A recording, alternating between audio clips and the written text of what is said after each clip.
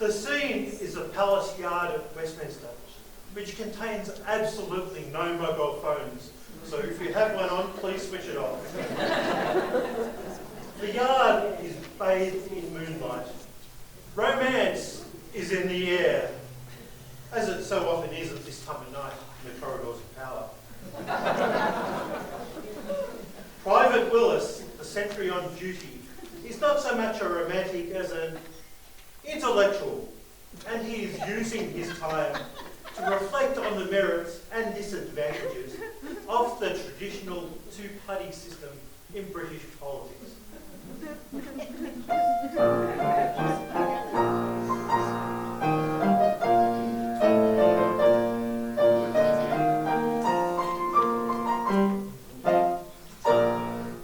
When all night long a chap remains on sentry, go to chase monotony, the exercises of his brain, that is, assuming that he's got any, though never nurtured in the lap of luxury, yet I admonish you, I am an intellectual chap, and think of things that would astonish you. I often think it's comical, fa-la-la-la, fa-la-la-lay, that nature always does contrive, fa-la-la-la, that every boy and every girl that's born into the world alive is either a little liberal or else a little conservative. Fa-la-la-la, fa-la-la-la, is either a little liberal or else a little conservative. Fa-la-la.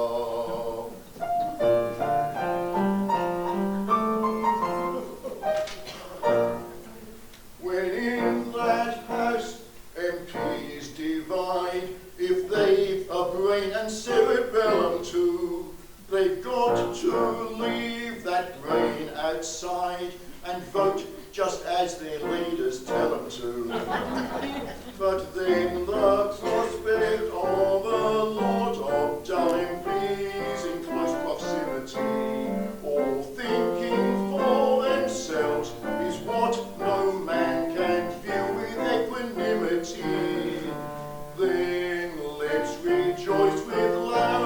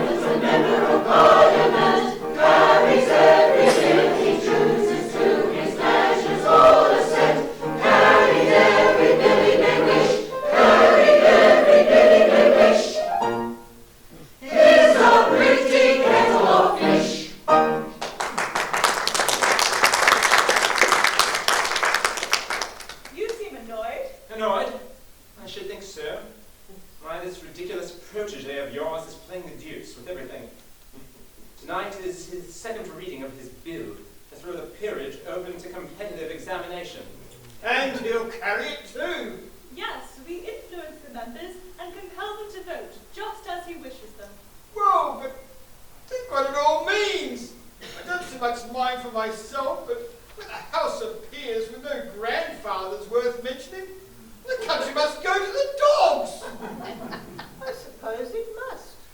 I don't want to say a word against brains. I have a great respect for brains.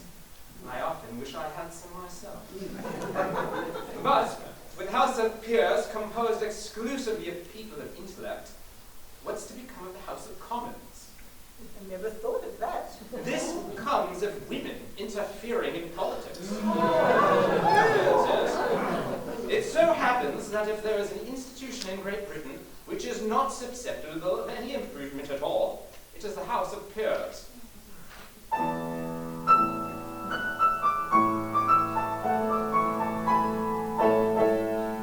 When Britain really ruled the waves in good Queen Bess's time, the House of Peers made no pretense to intellectual eminence or scholarship sublime.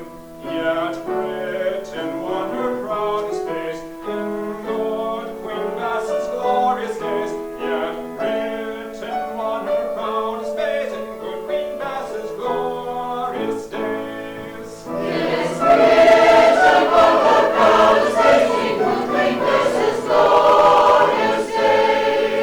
When Wellington thrashed Bonaparte, as every child can tell, the House of Peers throughout the war did nothing in particular, and did it very well.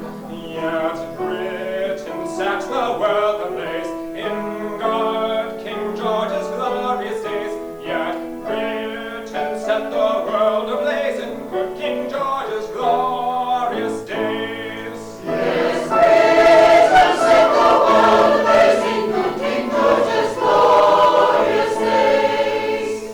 And while the House of Peers withhold its legislative hand, and noble statesmen do not itch to interfere with matters which they do not understand, as bright will shine Great Britain's rays, as in King George's glorious days.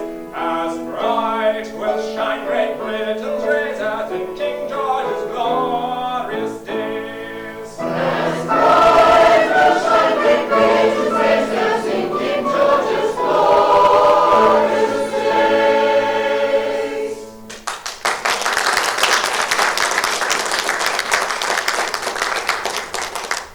Charming creatures, are they not?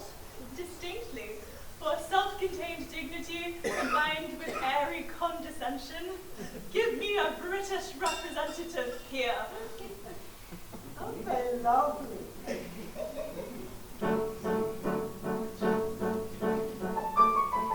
In vain to us you plead, don't go. Your prayers we do not heed, don't go. It's true we sigh, but don't suppose a tearful eye forgiveness shows. Oh no, we're very cross indeed, yes, very cross.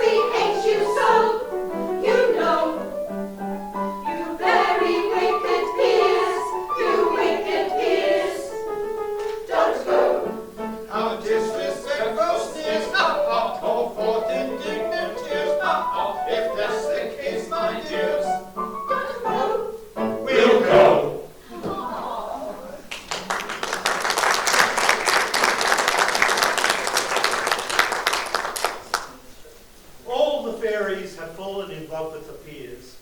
Some sort of mass hysteria. The Queen gives the fairies a verbal dressing down for their feminine weaknesses, but then admits that she's going weak at the knees for the century. But she's got her feelings under control with a metaphorical cold shower delivered by the London Fire Brigade and their chief, Captain Shaw, a well-known Victorian ladies' man. Do you suppose that I am insensible to the effects of manly beauty? Why, look at that man.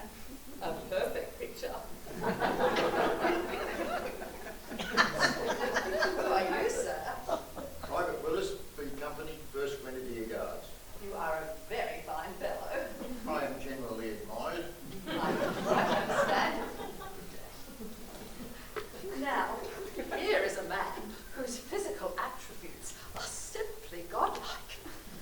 That man has a most fantastic effect upon me. If I yielded to a natural impulse, I would fall down and worship that man. But I mortify this inclination.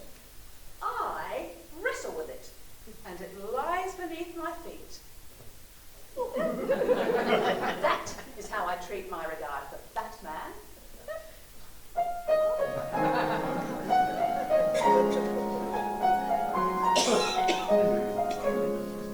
Oh, foolish faith, think you because his bravery my bosom thaws.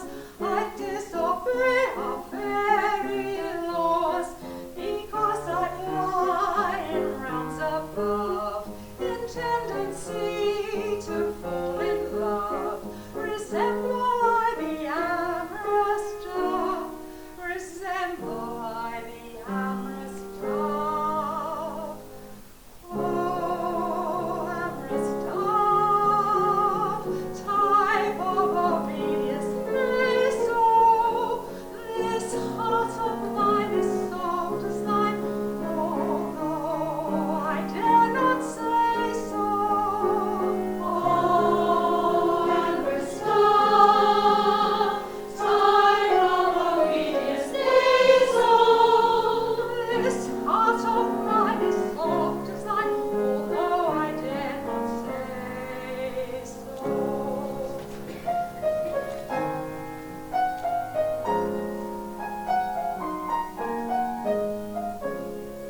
On fire that glows with heat intense, I turn the hose of common sense, and out it goes at small expense.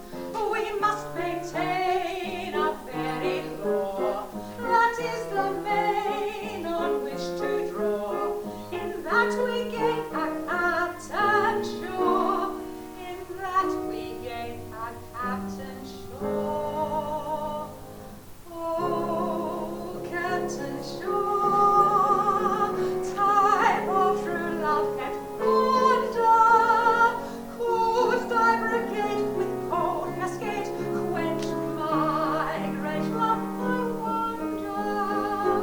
Oh, Captain Shaw, type of true love get thunder, could thy brigade with cold cascade quench my great love, I wonder.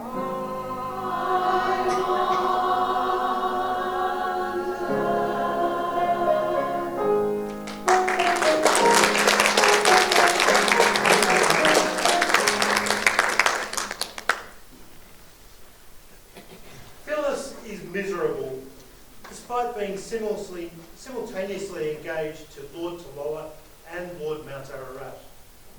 Lord Tallola suggests that Phyllis should make the choice, as it would be hardly delicate to toss up. Since they are both earls, both rich and both plain, Phyllis cannot choose, but suggests that if one of them should forego his title, she would choose the other. This suggestion goes down like a ton of bricks. The two lords discuss having a duel to determine the outcome, but eventually conclude that neither would want to kill the other because the sacred ties of friendship are paramount.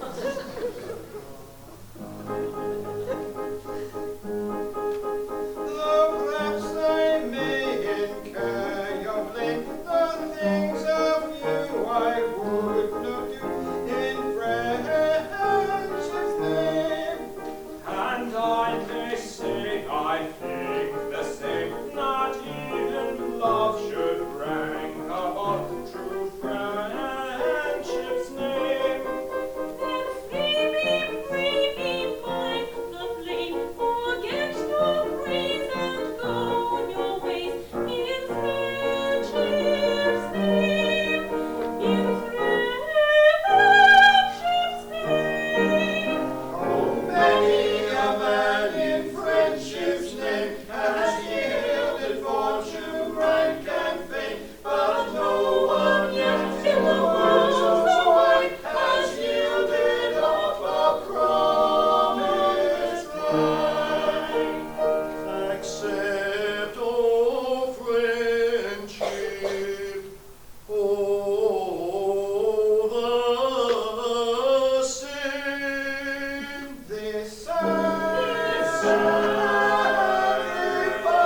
Sacrifice to thy dear name.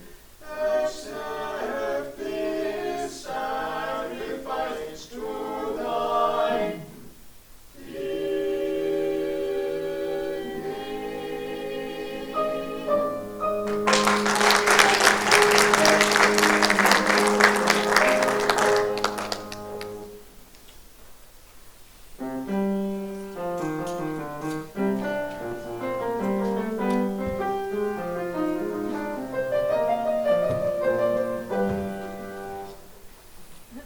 Love, unrequited, robs me of my rest.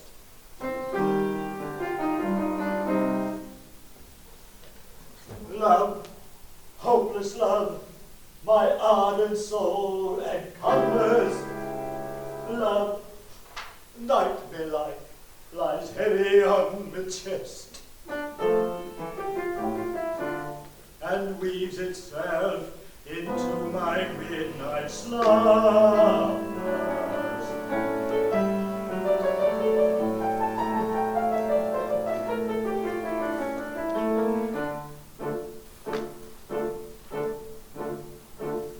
When you're lying awake with a dismal headache and reposes to prove my anxiety, I conceive you may use any language you choose to indulge in without impropriety. For your brain is on fire, the bed will conspire of usual slumber to plunder you. First your counterpane goes in and covers your toes, then your sheets slip spewing from under you. Your body tickles, you feel like pickles, so terribly sharp is the pricking. And you're hot and you're cross and you tumble and toss till there's nothing twixt you and the ticking. Then the bedclothes all gripped on the ground in a heap, and you pick them all up in a tangle. Next your pillow designed politely, trying to remain at its usual angle. Well, you get some repose in the form of a dose with eyeballs and air ever aching. But your slumbering teeth, which are terrible dreams, that you'd very much better be waking. For you dream you are crossing the channel and tossing about in a steamer from Harwich, which is something between a large bathing machine and a very small cooking carriage. You're giving a treat by the icicle meat to a party of friends and relations. They're rapid and small and they all be a vortex of squirrels and crustaceans. And now on that journey you find you're returning, you started that morning from Devon. He's a bit undersized and you don't feel surprised when he tells you he's only 11. But you're driving like mad with this singular bad by fine ships now 4-wheeler. And you play around games and he calls you bad names when you tell him that tie's been dealer. But this you can't turn, so you throw up your hand and you find you're as cold as an icicle. In your sharpened socks and you crack and sewer, whilst rolled very plain on a bicycle. And he and the crew are on bicycles too, which they somehow rather invested in. And he's telling the cars all the particulars of the company that he's interested in. It's a scheme of devices to get him low prices for goods from computers to cables, which tickled the sailors by treating retailers as though they were all vegetables. You get him with space to bicycle containment, but take off his boots with a tree, and his legs will take root and his fingers will shoot in their blossoms and bud like a fruit tree. From the greengrocer tree you get grapes and green pea, cauliflowers, pineapples and cranberry, while a piece of fruit giant cranberries will grab apple puffs and they call penny and ever so many have taken my rush on it burning, and just as a few are allotted to you, you awake with a shudder of despair. You're a regular wreck with a crook in your neck, and no wonder you snore while your head's on the floor, and your readers are thick from exhaust to your sick, and your questions are grip while your left leg's thick, and your crime in your love, and a flood in your love, and a plummet in your love, and your feverish talk, and his diamonds and death, and a general says that you're happy spending more. But the darkness is past, and it's daylight at last, and the night has been long. Ditto, ditto, my song. And thank goodness they're both of there over.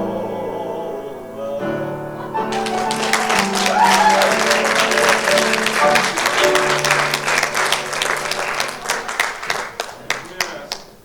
I'm much distressed to see your lordship in this condition. Seeing you thus, we naturally say to ourselves, this is very sad. His lordship is constitutionally as blind as a bird. He trills upon the bench like a thing of song and gladness. His series of judgments in F sharp, mine, Iolanthe in 6/8 time, are among the most remarkable artifacts ever produced in a court of chancery. He is perhaps the only living instance of a judge whose decrees have received the honor of a double encore. How can we bring ourselves to do that which will deprive the court of chancery of one of its most attractive features? I feel the force of your remarks, but I'm here in two capacities, and they clash. In declining to entertain my last application to myself, I presume to address myself in terms which render it impossible for me to ever apply to myself again. This is what it is to have two capacities. Let us be thankful that we are persons of no capacity whatever. Come, come. Remember you are very just and kindly old gentlemen, and you need have no hesitation in approaching yourself with the proper show of deference. Do you really think so? I do. Well, I will nerve myself to another effort, and if that fails, I resign myself to my fate.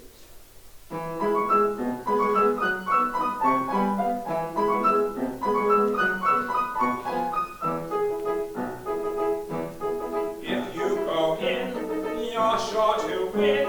Yours will be the charming baby, your law. The ancient saw, fate had never won fair lady. Never, never, never, fate had never won fair lady. Every journey has an end, when at the worst affairs will mend. Now at the dawn when day is night, hustle your horse and go sit I.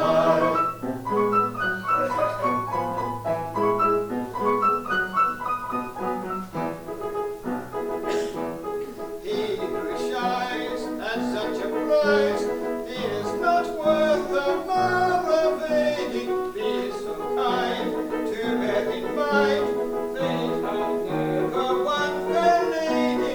Never, never, never, fate hath never won fair lady. While the sun shines, make your hay. Where a will is, there's a way. Build the lion in his lair. None but the brave deserve the fair.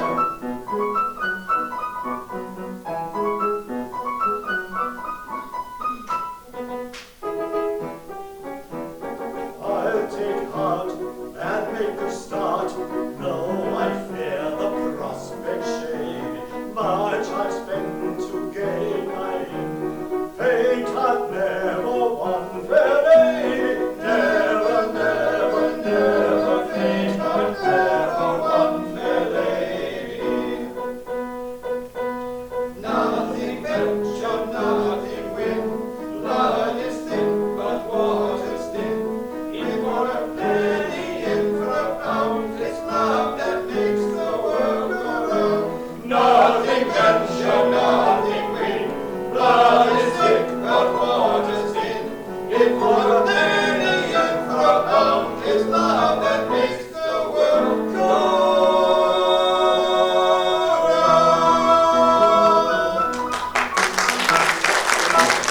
My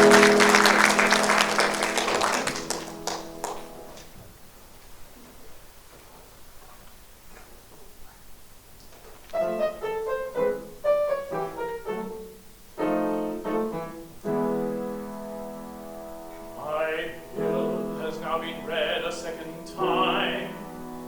His ready vote no member now refuses. In a verily I wield a power sublime, and one that I can turn to mighty uses. What joy to carry in the very teeth of ministry, cross bench and opposition, some rather urgent measures might beneath the ken of patriot and politician.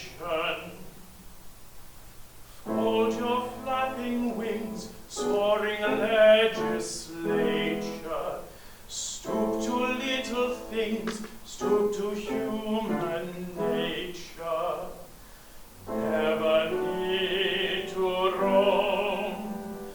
Members patriotic, let's begin at home. Crime is no exotic. Bitter is your pain, terrible your trials, twingy Drury Lane, sopeless Seven Dials.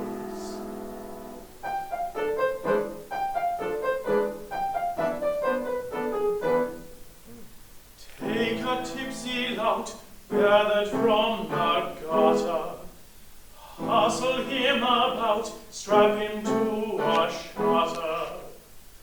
What am I but he, washed at our stated, fed on filigree, clothed and educated?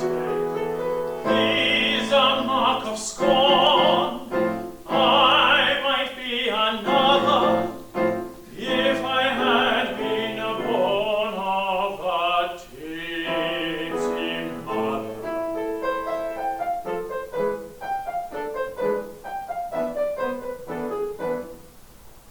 Take a wretched thief through the city sneaking, pocket handkerchiefs never ever seeking. What is he but I, robbed of all my chances, picking pockets by force of circumstances? I might be as bad, as unlucky rather, if I only had a Fagin for a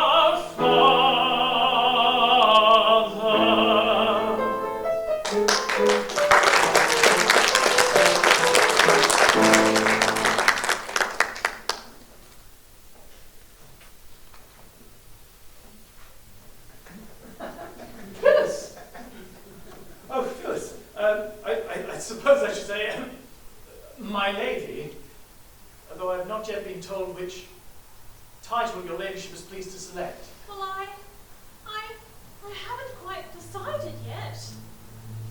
You see, I have no mother to advise me. No, I have. Yes, a very young mother. Not very. A couple of centuries or so. Oh, well, she wears well. She does. She is a fairy. I beg your pardon? Of what? Oh, I've no reason to conceal it any longer. She's a fairy. Well then, I suppose you're a fairy? Half a fairy.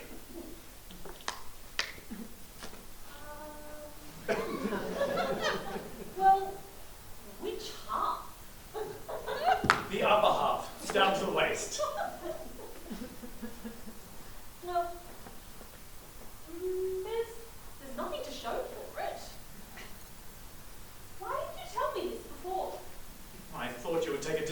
to me. But as it's all off, you may as well know the truth. I'm only half a mortal. Oh, I'd rather have half a mortal I do love than half a dozen I don't. Oh, I think not. Go to your half dozen.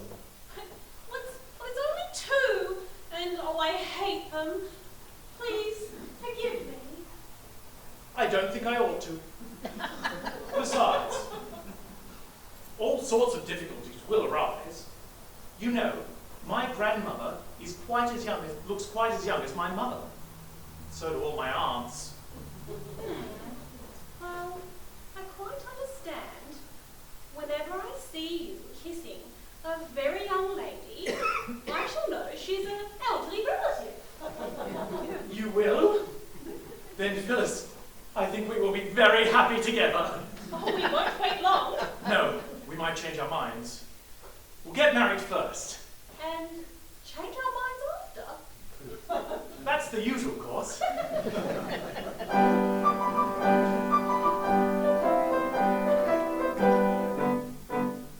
If we're weak enough to tarry ere we marry, you and I, of the feelings I inspire, you may tire by and by. For peers with flowing compass press their offers, that is why I am sure we should not tarry ere we marry, you and I. We're weak enough to tarry ere we marry, you and I, with the more attractive maiden who late and young may find. If by chance we should be parted, broken-hearted I would die.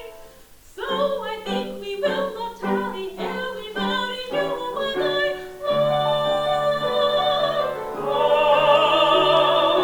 If we're weak enough to tarry ere we marry, you and I, of the more attractive fire you may tire by and by, of the feelings I inspire you may tire by and by. If we're weak enough to tarry ere we marry, you and I, of the more attractive maidens you may tire by and by.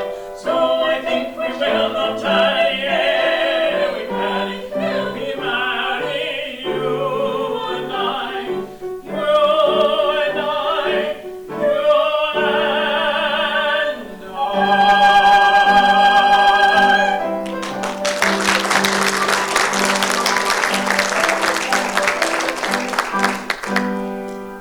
But does your mother know? I mean, is she aware of our engagement? She is, and thus she welcomes her daughter-in-law. Oh, she kisses just like other people. But the Lord Chancellor. Oh, I had forgotten about him. Mother, will you go to him and plead for us? Go to him? No, no, impossible. But our happiness, our very lives depend upon obtaining his consent. Oh, you know not what you ask. The Lord Chancellor is my husband. Your husband? My husband. And your father. Oh. Well, then our course is plain. Upon learning that Strephon is his son, all objection to our marriage will be at once removed. Nay, impossible. He must never know. He believes me to have died childless, and I am bound, under penalty of death, not to undeceive you. But see, he comes! Quick, my veil!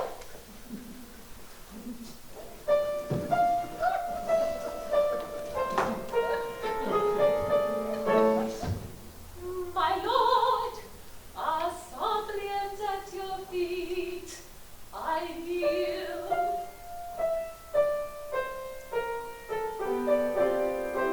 Oh, listen to a mother's fond appeal. Hear me tonight, I come in urgent need.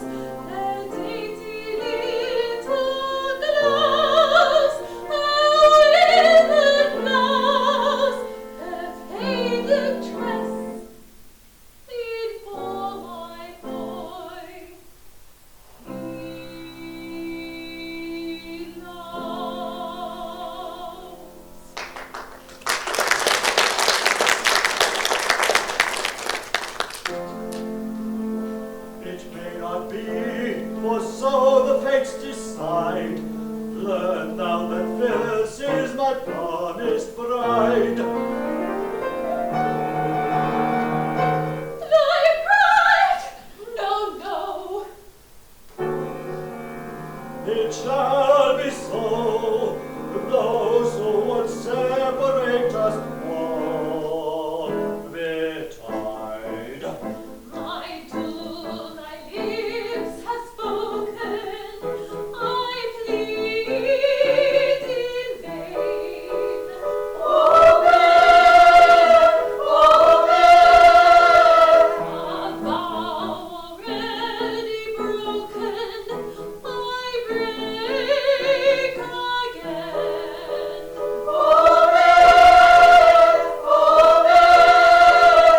For him, for her, for thee, I yield my life. For faith, it cannot be. I am thy wife.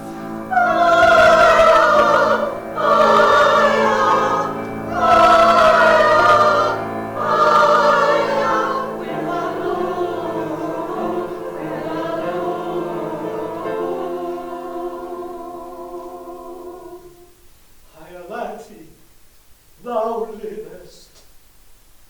I live, now let me die.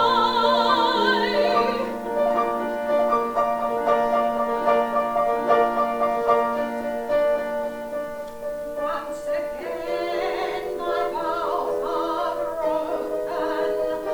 Thou thyself thy doom hast spoken.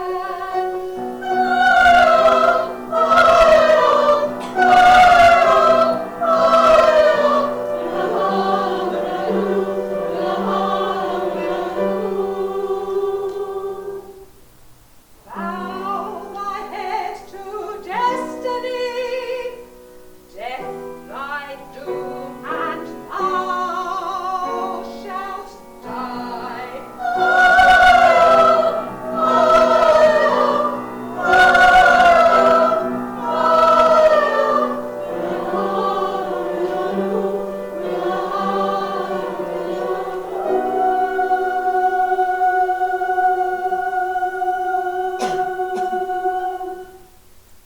Hold.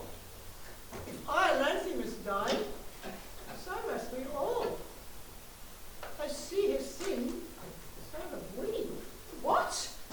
We are all fairy duchesses, marchionesses, countesses, viscountesses, and baronesses.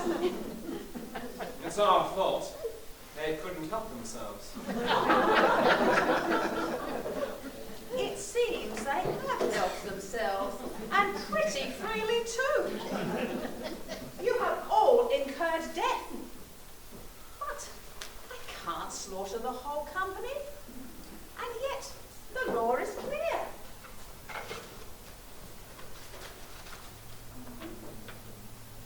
Yes, every fairy must die who marries a mortal. Allow me, as an old equity draftsman, to make a suggestion. The subtleties of the legal mind are equal to the emergency. The thing is really quite simple. The insertion of a single word should do it. Let it stand that every fairy must die who don't marry the mortal, and there you are, out of your dignity at once. We like your humour. Very well. Private Willis.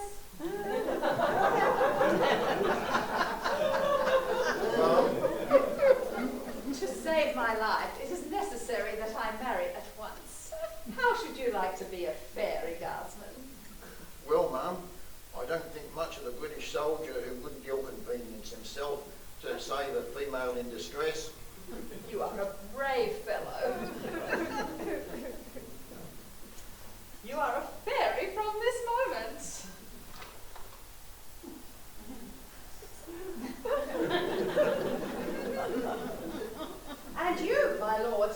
What say you? Will you join our ranks? Well, now that the peers are to be recruited entirely from persons of intelligence, I really don't see what use we are down here, do you, Tolliver? None whatever. Good.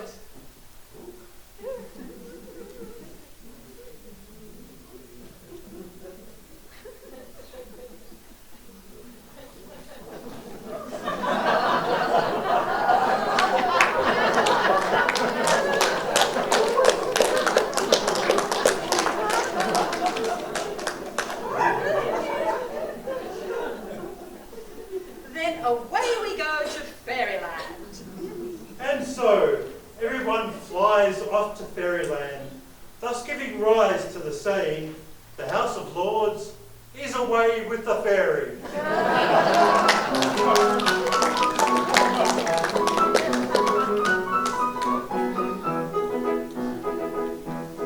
Soon as we gain off and away, we will commence a journey. Happy are we, as you can see. Everyone is now a fairy. Everyone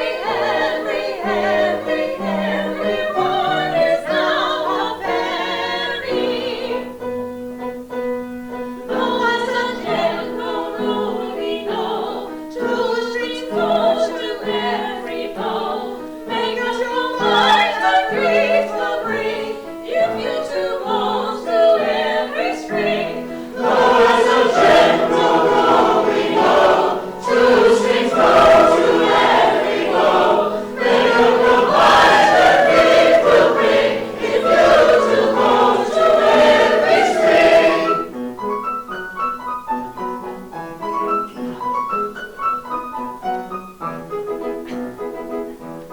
Up in the sky, ever so high, pleasures come in endless series. We will exchange, happy exchange, house of peers for house of peers. Peers, peers, peers, house of peers for house of peers. Up in the air, sky high, free from wars enchanted I shall be surely happier for is such a successful chance alone. Up in the air, sky high, free from wars enchanted it will be surely happier for is such a susceptible chance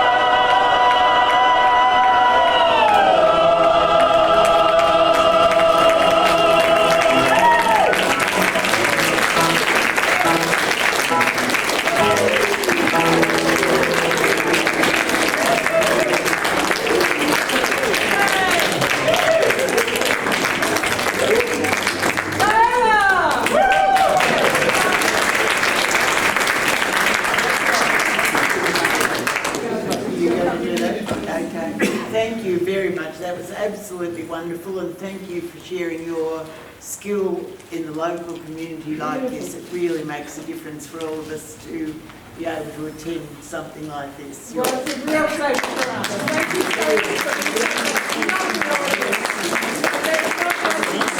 much. Seriously, we cannot go without thanking. It's Helen, our costume maker.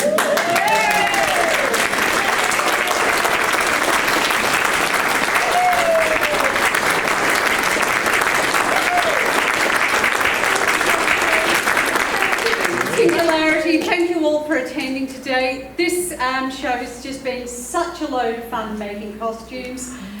Obviously I couldn't do it on my own, so a huge, huge thank you to all of Singularity, but in particular Margaret. Where are you? Margaret! Any of this. Jen up the back as well. Jen also made the wonderful bear skin. So huge thank you. Also our very clean staff, Russell, who made the stand for us last night. And a few statistics. Last year with Gondoliers we had 280 gold buttons sewn on. This year we're up to 340 for this show alone. That's a lot of buttons. And we've got a lot of domestic items, so we'll source things through op shops, donations, and our peers are the most highly domesticated group you'll ever find. All their clothing is commercial table linen. So when you go and do your yum cha next, so this is what you'll be sitting on. They've got the best Sheridan Doona covers with breeches and sheets. Now our fairies, they're probably a little less domesticated, they're more feral. And their only level of domestication is what they're wearing on their heads, which are pot scrubbers. A big thank you to everyone here, it's been a pleasure. Yay!